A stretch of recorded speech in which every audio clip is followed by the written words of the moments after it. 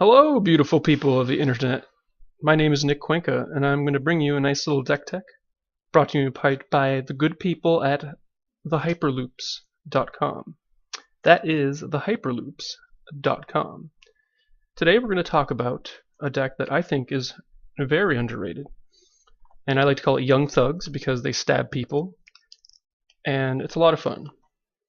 So let's talk about a few things, fundamental issues regarding when making a deck creation. For example, what is our goal in making this deck? Why are we making this deck? It is a hero lightsaber deck, melee damage. The format is infested by many gun decks, and when making this deck, I wanted to investigate all of the options for melee on the hero side.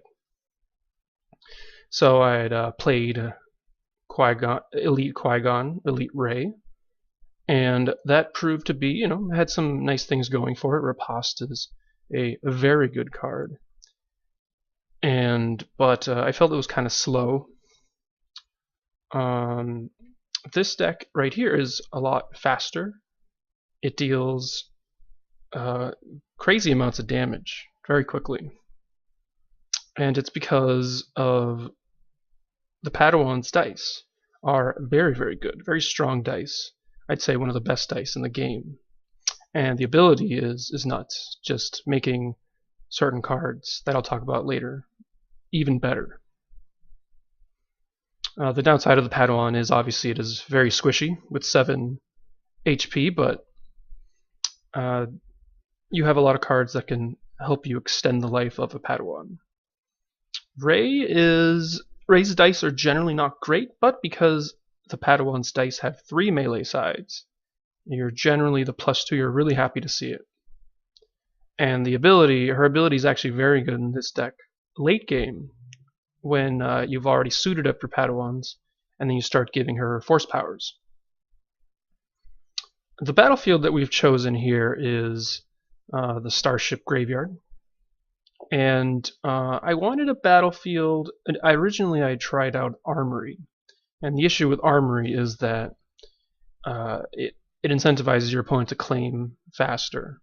This one is not as devastating. It's only really bad in one matchup, which is Han Rey. But I think that the ability for you to reclaim some of your upgrades is very powerful because you can loop through, for example, a Ray Staff, or if you discarded a lightsaber early and your guy's going to die and you know it's going to die in the next turn, you can get back and then put it on, or the same thing for one with the Force. So here is our suite of upgrades and corresponding card. It binds all things, which makes all the blue ones cheaper. It's a very good card. You want to see it in your opening hand.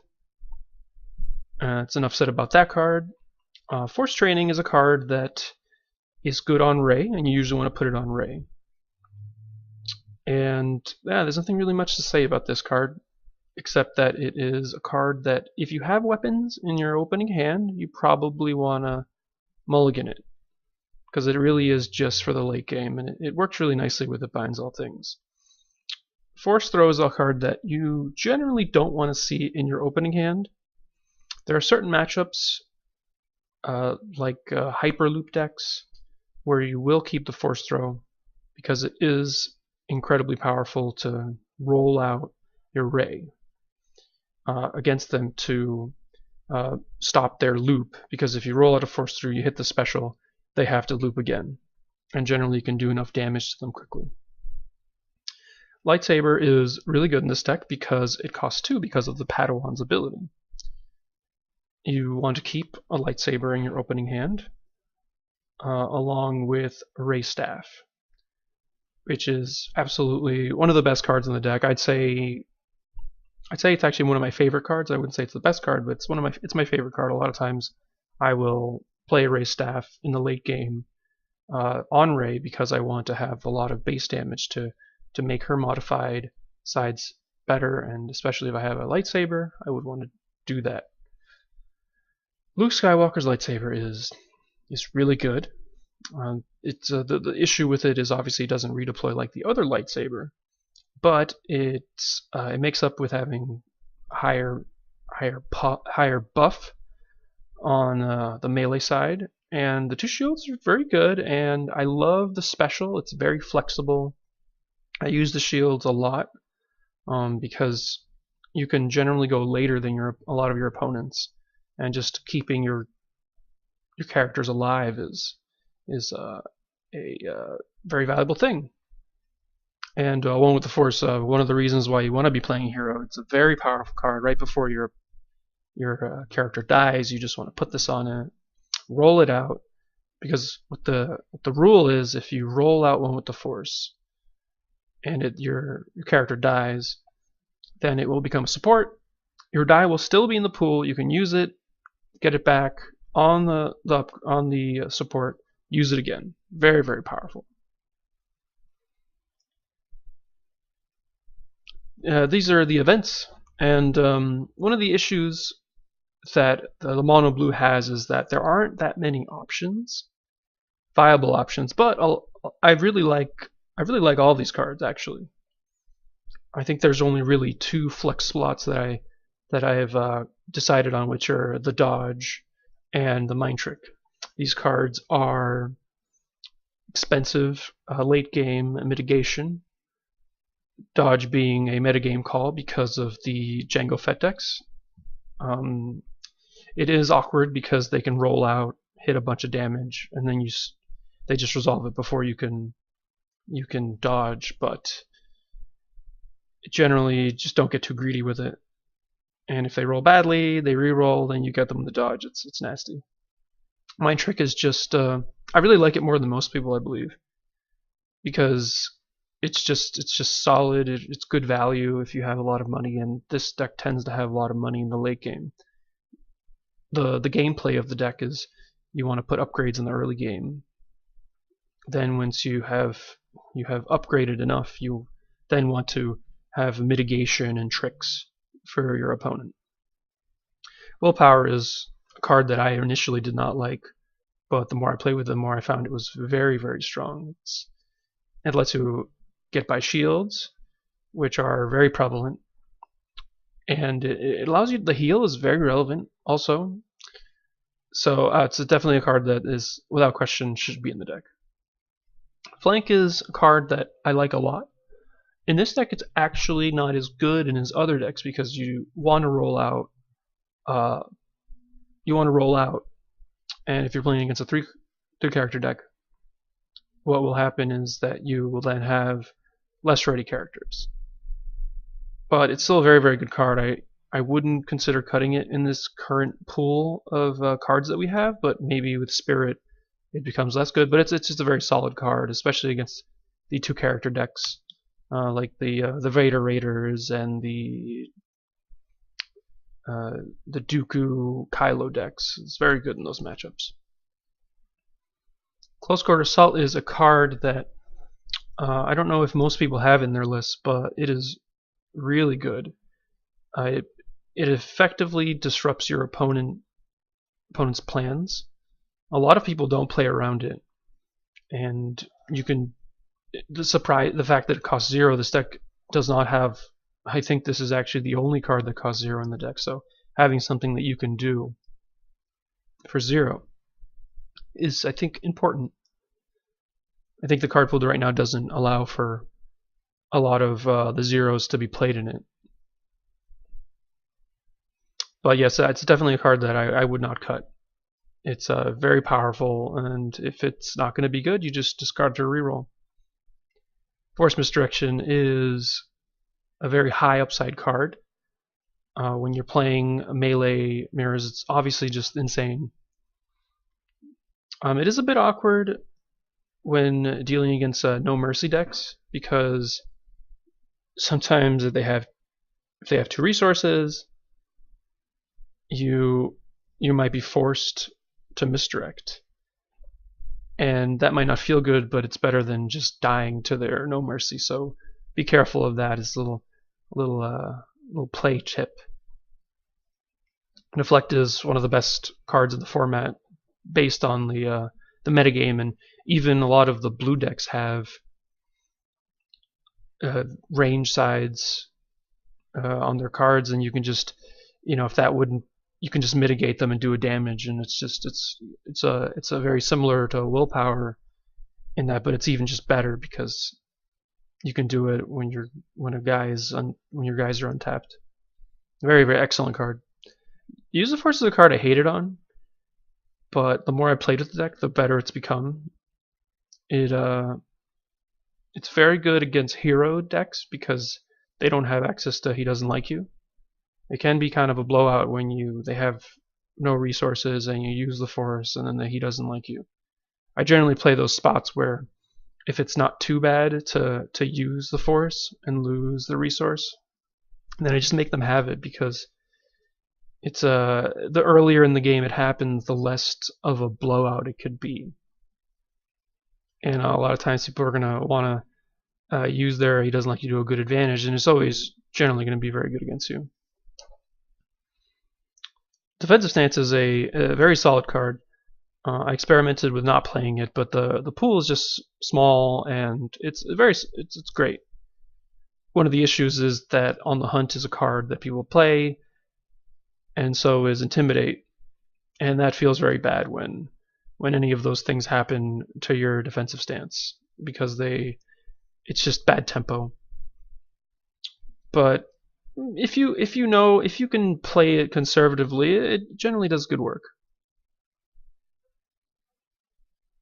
So that was my 30 cards. But what I like to talk about is cards I'm not playing and why I'm not playing them. And I think that a lot of people who do deck techs do not do that, and I think it's a disservice. A card that I was playing for a while, and it's part of this flex slot, is a Power of the Force. I had a 1 copy, which it did do some good work in certain games, but it was just not consistent enough. So right now we have Mind Trick in that spot.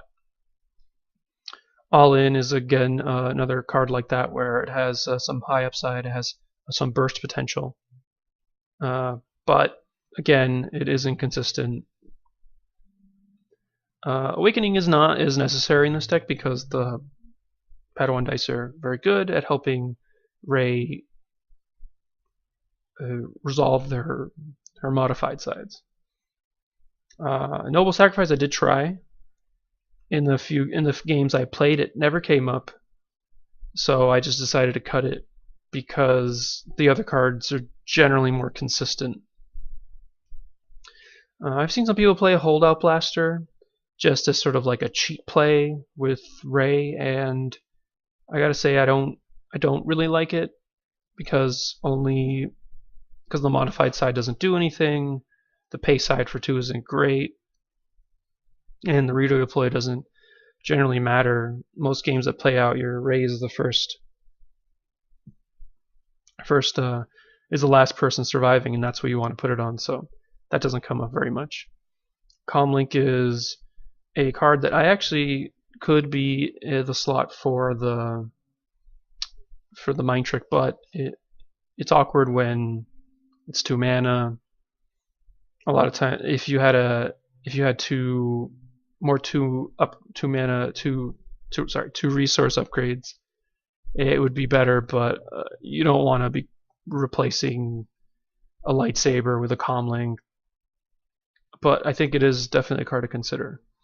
I tried Datapad. I did not like it. It's an awkward card to have in your opening hand because you want to be looking for weapons, and I think this is one of the cards that a lot of people do like in this deck that I just don't like. You'd rather be playing a weapon. You get these openings of Ray Staff plus lightsaber, and if you draw a Datapad in that, or you're like, oh, I could play my Datapad on my Ray and not play a lightsaber, and in the late game you draw a Datapad and you're like, whoa, this Datapad is great. And I know that the special it does some good work with the lightsabers in this deck and force throws, but it's just too situational. Rather just be playing one with the force, because that you get these Datapad, one with the force. Do I want to play a Datapad or one with the force? And And there's just too many non-bows with it. Anticipate I did try. It's just it's more situational than Mind Trick, but does have a higher upside. So I don't hate playing it, but I think it's personal preference. Mind Trick and compared to Mind Trick, I think with Django decks, it's I don't know. They're both sort of very similar. I like Mind Trick that it does something every time, as opposed to Anticipate, where sometimes they like roll well, and you're like, oh well, I have this Anticipate in my hand.